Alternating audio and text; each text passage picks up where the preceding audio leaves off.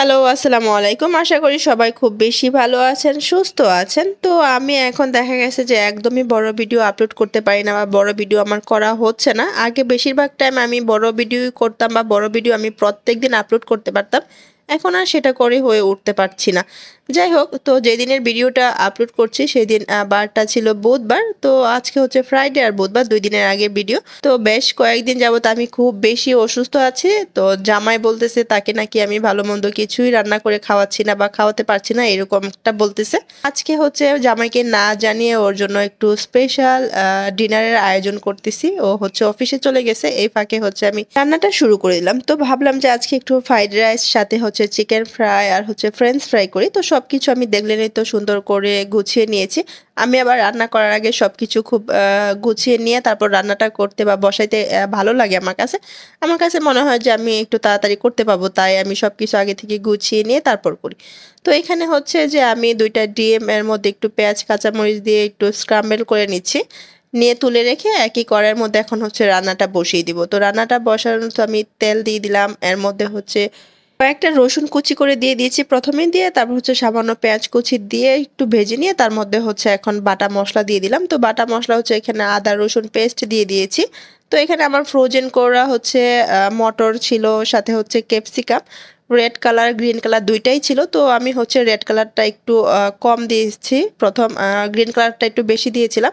তো আমার কাছে মনে হলো যে রেড কালারটা একটু বেশি কম হয়ে গেছে, তার জন্য আবার খানিকটা বের করে এনে দিয়ে দিলাম। দিয়ে এখন হচ্ছে প্রথম আমি খুব সুন্দর করে সব কিছু একসাথে মিক্স করে নিব।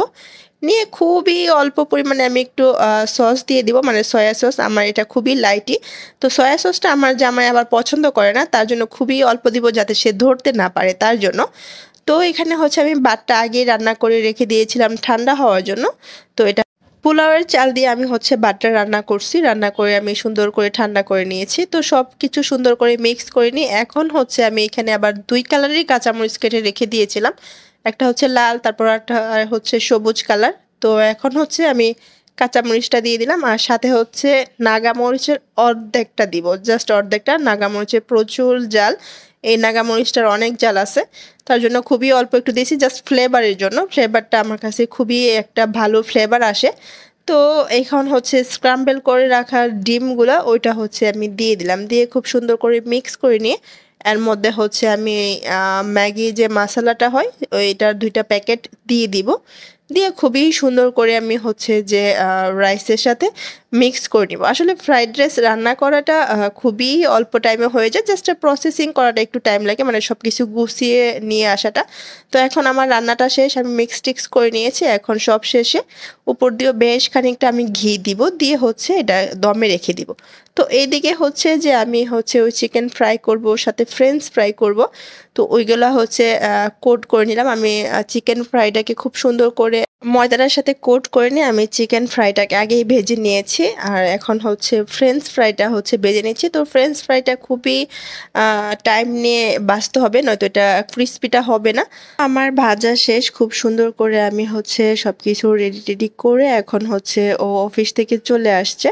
তো এসে দেখে যে আমার রান্না প্রায় শেষ। ও অবশ্য বুঝতে পারে নাই যে আমি এত কিছু এই সব রান্না করছি। তো এখন হচ্ছে ওকে যায় নিয়ে আসি, এসে দেখুক ওর জন্য কি আয়োজন করেছি। ওর বহুত অভিযোগ আমি নাকি তাকে ভালো মন্দ কিছুই করে খাওয়াচ্ছি না। না জানাই যে আমি সারপ্রাইজ ডিনারের আয়োজন করছি, তোমার কেমন লাগছে বলো? বললাম তো অসম্ভব ভালো লাগছে। তুমি খুশি হইছো? হুম বলো হ্যাঁ। আমি তো ভাবতে পারি নাই। আমি ওকে না জানে হচ্ছে এইসব করছি। মূলত ৩-৪ দিন যাবত অসুস্থ, ভালো মন্দ নাকি তাকে কিছুই করে দিতে পারি না। এখন রাতের বেলা তার জন্য করছি, আমি কিন্তু খাবো না এগুলো, কিন্তু আমি খাবো না। আমি শুধু ওই যে ফ্রাইটা খেতে পারি, খাবো। তুমি শুধু এটা খাও। শশাগুলো আমার